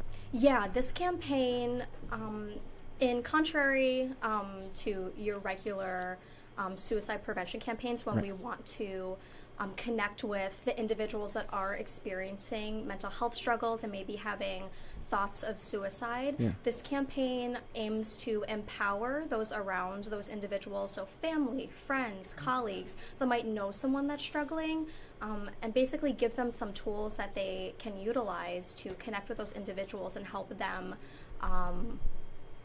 get through those mental health struggles and prevent them from ending their lives. Sure. Now, I know we've talked in the past with numerous people on this program. There is a stigma when people are dealing with mental health issues like this. Have you found that there's a stigma with people surrounding, like the loved ones and the family members and the friends? Is there a stigma there that they're not sure how to address the person dealing with these thoughts? Yeah, as it is with what you just mentioned, the stigma around the individuals that have mental health issues and struggles. There is a lot of stigma around how people should be reacting. Right. And honestly, there's no one way. Right, yeah. Which is important when I go into this campaign, because just as mental health isn't one size fits all, the recovery and the help process and the actions that people need to take, those people around the individuals with mental health issues, is also not one size fits all. Sure. And a lot of people, which is why this campaign is so important, like you said, a lot of people don't know how to respond. They're afraid to respond in the wrong way, make it worse, lose that connection with that individual for trying to help. But these tools are backed by professionals, by the science, and should be really great tools to utilize when it comes to helping individuals that have those needs. What are some of the actions for people watching this who are maybe concerned, or they're thinking, how can I help someone that I love, someone that I know, a coworker, like you said, is really anybody? What actions should they be taking? Yeah, so I'll go by the framework of this campaign. So there are 5 action steps that the Be the One To campaign goes over, and all of them basically encompass, being the one to make a difference. Okay. So the first step is to be the one to ask. Asking the question, are you thinking about suicide, communicates that you're open to speaking about suicide in a non-judgmental and supportive way. Contrary to popular beliefs, studies actually show that asking individual up front, are you thinking about suicide, does not increase more suicidal ideation or suicide completions. In fact, it may reduce it rather than increase it, because you're coming at them in a very direct way. But not an aggressive way. Not an aggressive way either. And it also helps the individual that's helping. Asking direct and concise questions is important to getting those full answers that you need to take the next step. So first step, be the one to ask if they're thinking about suicide or thinking about harming themselves. The second one is be the one to be there. This can mean being physically present with the individual, speaking with them on the phone, or showing support in another way to that person in that moment. It's an important step to take, especially after you've just asked that question, to make sure that they are safe and they know that somebody is there to kind of help them through that process, and they're not alone in that moment. It feels like that's something maybe based on your relationship with a person, which you will know is the best way to handle that, right? Whether it's just come over or you come to my, whatever the case may be. Yeah, if you're with them, if you call them, text them, again, you'll that know. Close friend, family member, colleague of that individual will know what that person, what the norm is, what's the most comfortable for them in that moment. So be the one to be there. The next step is be the one to help keep them safe. Okay. So it's good that everyone is all on the same page after you've asked them, after you've had that initial conversation of if they are experiencing suicide, and if that answer is yes, and you've determined that it is indeed being thought about, it's important to establish immediate safety for the person. Okay. Like, where are they? Do they have access to certain substances or items that could be dangerous to them? mentally, emotionally, are they okay? So being the one to keep them safe. If you have to move them to a different area of the house, like maybe go sit outside, things of that nature. Keeping them, their physical and emotional environment as safe as possible. And again, that's a really difficult thing to do, so that step might look different for everybody. And you know you're doing your best. Like you can't think of you've always got to come in with a mindset that what you are doing is the right thing. Yes. And the last step is to help them connect. So after you've gone through the asking process, you're keeping them safe, you're being there with them, help them connect, one, with any mental health or suicide prevention resources. So connecting them with a helpline, that also could mean driving them to an emergency department to get treatment. If they have already a trusted mental health professional that you're aware of, connect them with them. So it's the first step to the connect part. And then after that individual receives the care that they need and is out of that larger mental health crisis, be the one to again connect with them, follow up, and that would be the next step. Oh, I'm sorry. No, that's okay. I didn't know. It kind of all wraps into itself. Yeah, the fifth and final step is be the one to follow up. Like after you have done all of that hard work and gotten that individual to a safe and helpful space. Give them a call or go visit them, check in. It can be a text call, a physical check-in. But again, that continuous connection has been proven to increase the likelihood that the person feels safe and secure and reduces the likelihood of another suicide attempt or suicidal ideation. Because you don't want to go through this and get this person on the right track and then just leave them be. I mean, that seems like that'd be the worst thing that you could do, to ignore them after the fact. And I will say, like, following up can be very difficult. So I do want to emphasize that for the people that are doing or are being the one to be with this person, to also prioritize their own mental and physical safety. This can be a very emotionally, mental, and physically taxing thing to help somebody, especially if it's a close loved one or a friend. Like it's hard to see people in those moments. So I would encourage anyone that is or has gone through these steps or any other way of helping someone in a mental health crisis to take the time to check in with themselves, take a moment to assess if you're okay, if you're all right, before that follow-up process. And again, like this campaign and these steps are 5 steps, but I believe that this kind of recovery and mental health is a lifelong process. It's not like, okay, 5 steps and you're done. For either the person that's experiencing the mental health struggles or their support systems. So it's something that's really important to kind of work through all the ebbs and flows of the process, no matter what that looks like for somebody. And what's kind of interesting about this, and I was thinking of this as you were talking about it, so it's 7 counties. Was each specialized, because you had who you're focused on in our campaign in Steuben, was each county maybe different? Did they focus it directly on each county? So our data was regional data. So we all came up with the targeted, for lack of a better term, populations that we were going to focus on. All of the health educators are part of a regional work group that kind of does unified messaging. So in terms of social media PSAs, we created those together. So if you go on Ontario or Skylar's Instagram pages and ours, you'll see pretty similar social media posts when it comes to the Be the One To campaign. We created those together. And then depending on the county, they did interviews like these, more PSAs. Some are planning or have done some community events, some forums. So it varies county to county. And what has the reaction been overall? Very positive? I think it's been very positive. I've been very happy, at least with Steuben. The feedback and the reactions we've gotten from any of our mental health posts. I'm really happy to see people asking questions, sharing resources, and showing support for good mental health. And if someone's struggling, getting them the help that they need.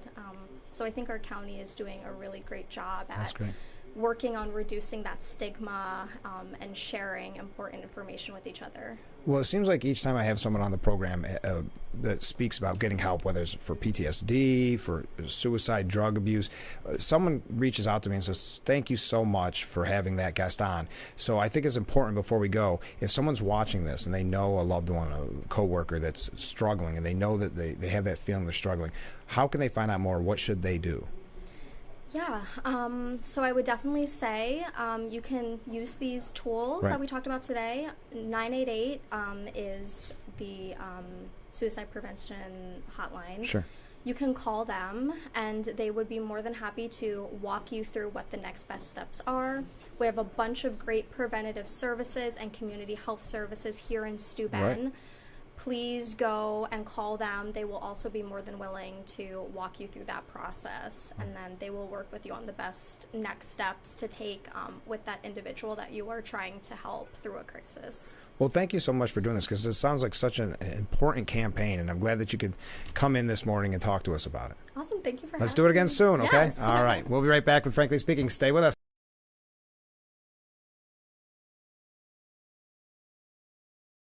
Looks like y'all got a lot of stuff here in your water. You're never gonna believe it, but this can filter up to 60 different contaminants from your water. It's all about cleaner drinking water.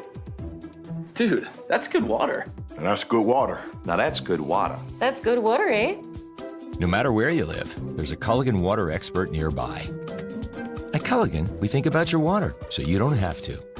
Call today to schedule your free water test.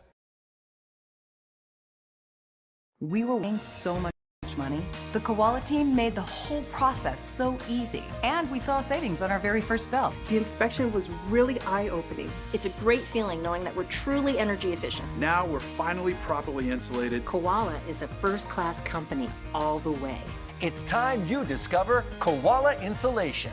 Hi, I'm Darren with Koala Insulation of Southern Tier. Give us a call. We are fully insured and we offer veteran and military discounts.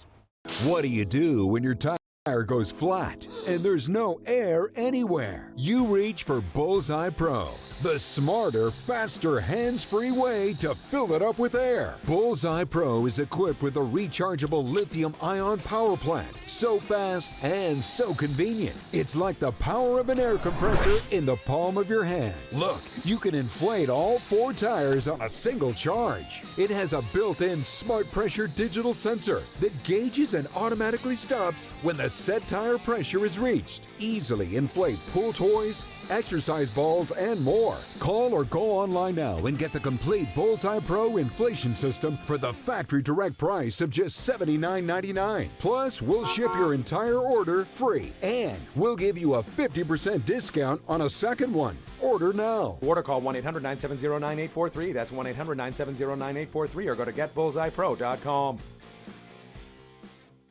Sheldon and Missy face off in Why can't we watch DuckTales? Because we don't learn anything. Book Smarts versus Street Smarts.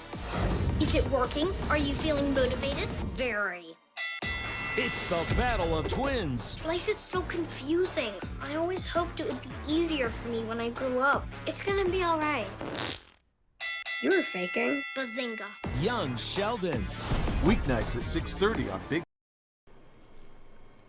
And we are back. Welcome back to Frankly Speaking. Thank you to our guest, Malia Vandenberg. I always appreciate her being on the program. She's with Steuben County Public Health. I know it was a heavy topic, but I think a very important topic. And I'm glad that she could be a part of the Steuben Senior Services Fund. We received so many comments during that interview. Let's get right to it. I think this will be a whole section of the program. We'll start here. From a viewer, I laugh when I hear the scared Democrats saying Trump will use vengeance against them. What have they done to Trump with their vengeance, their lies against Trump, their penchant for corruption? This is a mental health issue, as those Democrats are projecting their crimes upon their sworn enemies. The whole world sees who the real criminals in America are. There was an article about that with the New York Post. I think it was the New York Post saying, you know, this idea of retribution and revenge, that's what they have been using on Trump since he came down the escalator. So I think there's a fair point there. Next comment. Good morning from Myrtle Beach. Hi, good morning. It's been way too long. First time seeing your show. Oh, thank you so much. That's very nice. I'm glad you tuned in. One question. When have you scheduled an interview with DJT? I'm assuming that's Donald J. Trump. If you recall, when I was in radio, I did interview Donald Trump, but it wasn't scheduled. So I don't have anything scheduled or in the books. That was a surprise call from the then candidate for president, Donald J. Trump. And that was quite a surprise. Next up, yes, we have a lot of comments. And I would agree with Ken on this. Frank, I think you are correct on the sentence for Merkin, or Can. He will put Trump under house arrest in Trump Tower to keep him off the campaign trail. The Democrats will accuse Mercan of being too lenient in the face of Republican criticism, and they will breathlessly say that the lenient sentence confirms Mercan was honest and honorable during the trial. That seems like the writing on the wall for me, too, just in how everything's been handled in this trial. Also, I would add to that, Ken, and thank you for the comment, I would add that, and I think you make a really good point there on mentioning in Trump Tower, because then the Biden campaign and others can use it against him, saying, what? Trump Towers are supposed to be the greatest in the world. Why wouldn't you want to spend your time there? So, yes, I think that will be a part of it as well. Next up, I like this one.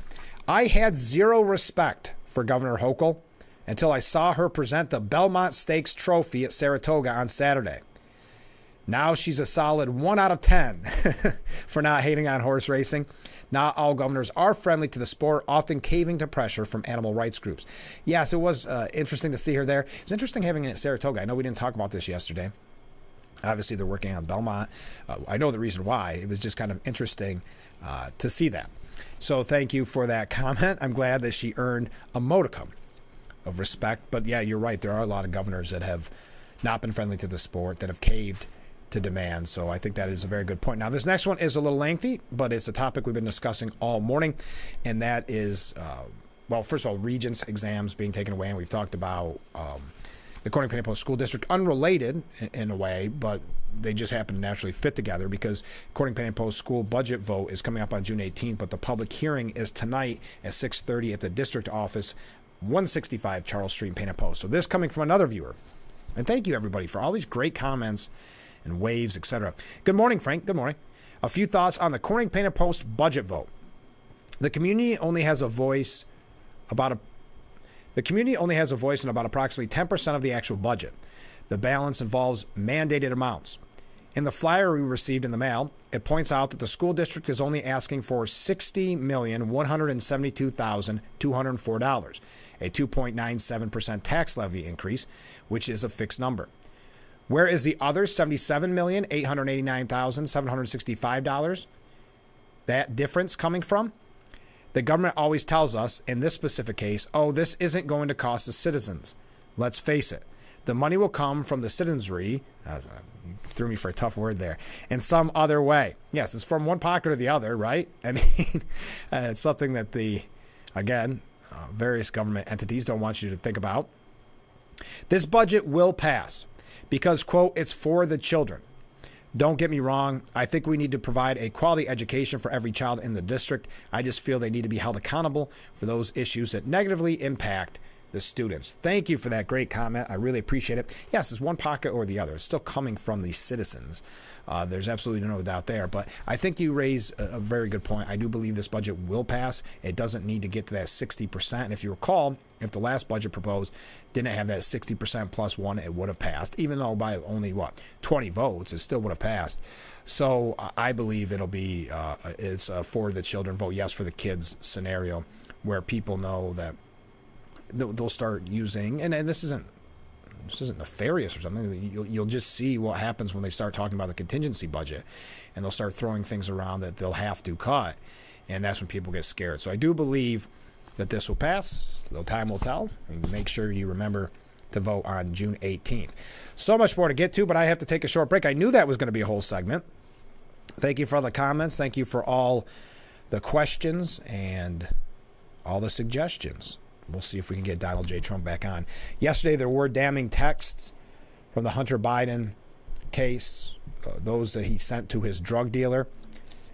Some are calling it potentially the big blow to the defense right at the end, coming in right at the last moment. I'm not going to get into the specifics of it. It's just a text to his drug dealer. What are your predictions? I know they began deliberating last night at 3:33 p.m., if you want to know the exact time. Breaking for the day 1 hour later, and I believe they resume up again early this morning. I want to say 9:30. So what do you think? We've had many people write in saying that they believe that the fix was in already. You've got a very friendly state, very friendly jury. You've got the kind of royalty that the Bidens are in Delaware. Do you think that the decision is essentially already made?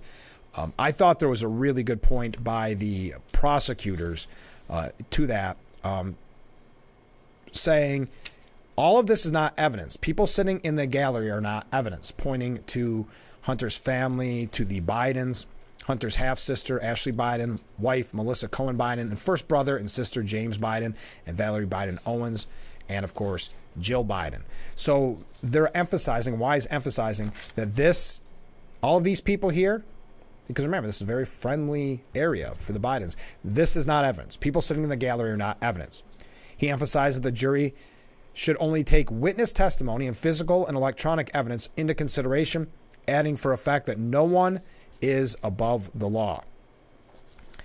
So there you are. There's a quick update on that. You can weigh in. I'm going to show you how the media's coverage on this is quite a bit different than what we saw with the Trump trial.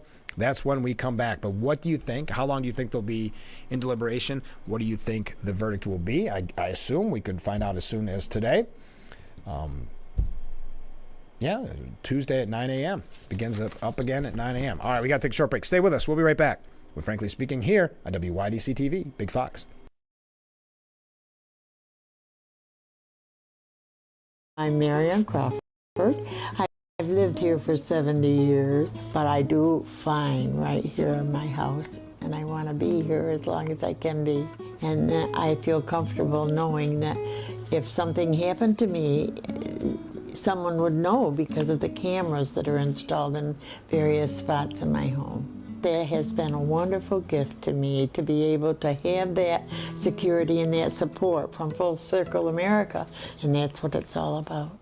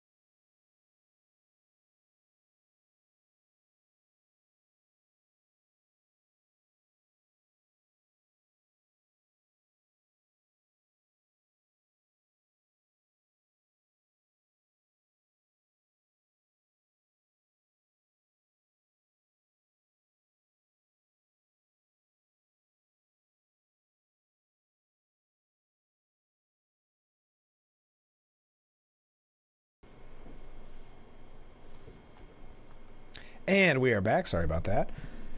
Had a little issue with one of the spots, and I apologize. We are back, Frankly Speaking, broadcasting live from the Hesselson's studio here on Marcus Street in Corning, just to show you a little bit of the coverage of the Hunter trial and how it is different from maybe the headlines that you would have seen during the Trump trial. Eric John from CNN writes, Biden family's most intimate personal struggles put on display in court. And he goes through with some of the issues that Biden has had, meaning President Biden in the past, some personal tragedies. Again, pushing the sympathy. Do you find it interesting, too? I mentioned earlier that I saw a report about how crime is just down so much. Never mind what you're seeing, never mind what you're feeling. Crime is down all across the country. And then later at the end, you hear the disclaimer where it turns out that was just various organizations that volunteered to give their information about crimes, various police enforcement like that who volunteered to give the information. But Biden said something to the extent, I'm paraphrasing here, but we've been tough on crime, we fought gangs, we've taken guns off the streets. Isn't it interesting? It just seems like for the time being, with this trial going on, you may avoid your strong stance on gun control, seeing that it seems to you have a different opinion when the gun is in the hand of Hunter Biden or in this trial, just for optics, if nothing else. It seems like something that you would avoid. Another example of this in the media, Joe Biden's agonizing wait as a jury deliberates his son's fate. Jurors returned Tuesday morning to consider evidence against the president's son, who has pleaded not guilty to 3 charges related to his buying of a gun in 2018. You know all about that. I don't have to get into the specifics, but it says the 2 trials, one in Trump's old patch of New York and the other in Biden country in Wilmington, Delaware, represents a remarkable departure from traditional presidential campaigns. Never has a former president and presumptive major party nominee been convicted of a crime. Nor has the children of a sitting president faced that possibility in a trial. Trump pleaded not guilty in New York, as he had to 3 other criminal indictments. And they go on to say, well, for instance, there was been no daily rants by the president's son about a corrupt and biased judge. Trump's conviction for falsifying financial records to cover up a payment to an adult film star, by contrast, prompted the ex-president to warn of retribution. They keep pushing this idea of retribution, as the one viewer said. Listen, he hasn't been pushing that. He said in some instances that it may be justified, but he said that the country doesn't want to go through this. They're done with this. It's destroying the country. I'm not going to go through all this. It's by Stephen Collinson, who we mention a lot from CNN, just to show you a little bit of what the bias that is in the media. So this is 2 different trials. Glancing over the fact that New York is not a friendly place for Trump. And I knew the media was going to do that, pushing the idea that, well, that's where Trump's from. And Biden's from Delaware, so what's the difference? Just interesting. And then first families in the spotlight. And he goes through how they're different. 2 politicized trials with critical differences. The second distinction lies in the fact that Joe Biden's behavior is not an issue in the criminal case against his son. And House Republicans have so far failed to find that the president benefited from Hunter Biden's business deals in nations like Ukraine and China while his father was vice president, even if the younger Biden's activities raise serious ethical questions. Now, Chris Wallace on CNN, he casted his doubt on this whole idea, and most articles will say it. Biden vows not to pardon his son. David Muir asked whether he would accept the jury's outcome if Hunter was found guilty, and whether he has ruled out a pardon for Hunter. The president simply replied yes to both. Now, on the Chris Wallace show, let's wait and see what happens if he loses, said Garcia Navarro. Yes, but he said he would. What was he going to say? He has to say that, said Wallace. So we don't know if Hunter Biden is actually going to be found guilty. I think he will, Goldberg said. We don't even know if he's found guilty, whether he will get a real prison sentence or a subsequent tax case. If he does get a real prison sentence, despite your endearing faith in Joe Biden's words, Joe Biden will pardon his son to spare him a prison sentence after the election, one way or the other. After the election? That's interesting. Okay. Wallace didn't push Goldberg on why he thought the president would pardon his son, instead moving on to other guest questions. So I think there's a point to be had there, that it's easy to say that now, but if push were to come to shove, and again, I ask you, please, let me know what you think about the trial, what you think the final decision will be by that jury. I know many people have written in the past on the show saying that the fix was in and they believe that he's going to be found not guilty. I think others may have a different opinion, so let me know. But right now I have to take our last break of the Tuesday morning edition of Frankly Speaking, so stay with us. This is Frankly Speaking on WYDC TV. Big Fox will be right back.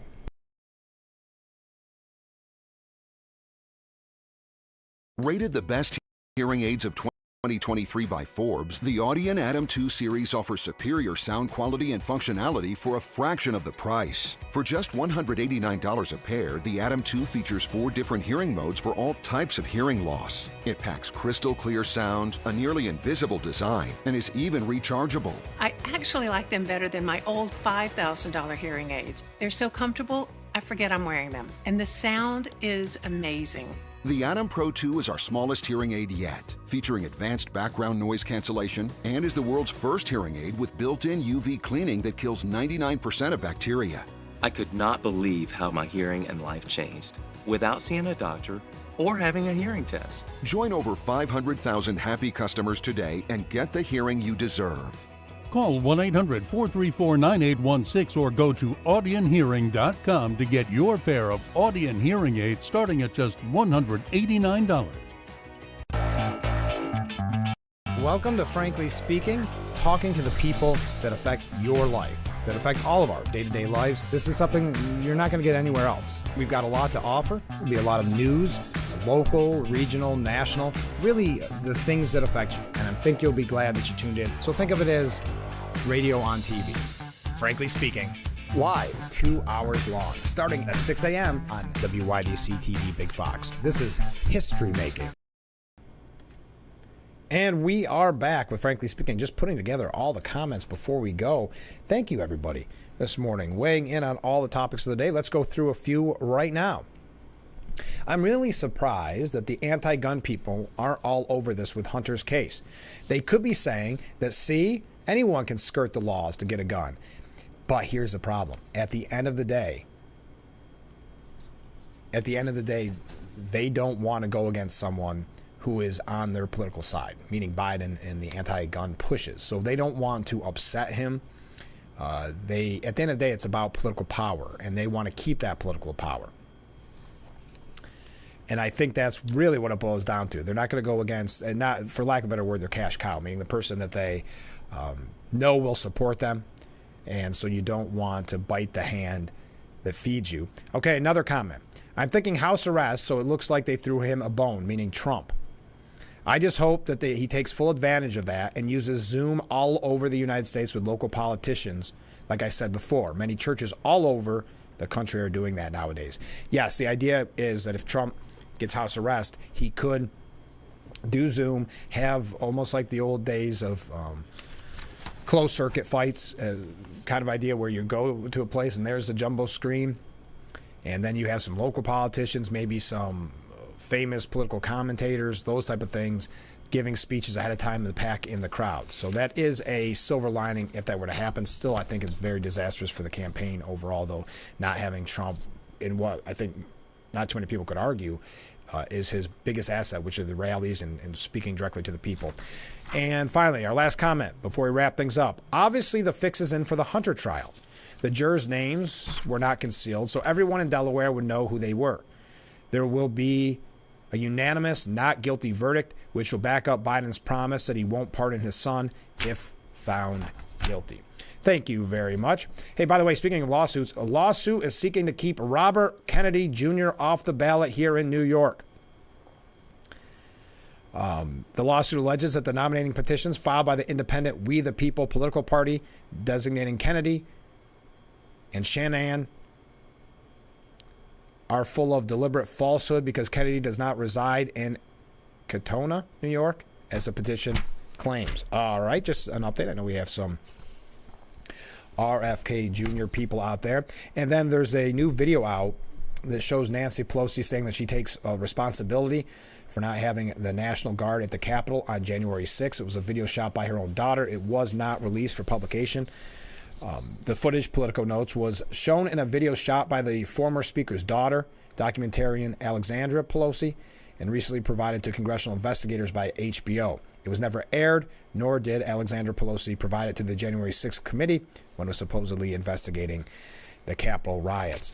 Pelosi was critical of the release of that, also saying that Republicans have always tried to wrap themselves in the flag while they then denigrate it. We are out of time for today's edition of Frankly Speaking. Thank you to everybody who joined us. Thank you to Malia Vandenberg from Steuben County Public Health for being on the Steuben Senior Services Fund section of our program. Again, don't forget the public information on the Corning Painted Post budget is tonight at 6:30 at the district office, 165 Charles Street. And I got to say a big thank you to everybody this morning. So many great comments, so much great discussion. It's always fun when we're both having a back and forth conversation here, and I really do appreciate it. And I'm asking you to join us tomorrow morning, starting at 6 a.m. for Frankly Speaking, only on WYDC TV Big Fox. Have a great day, everyone, and we will see you tomorrow morning bright and early at 6 a.m. I look forward to it already. Have a great day, everyone.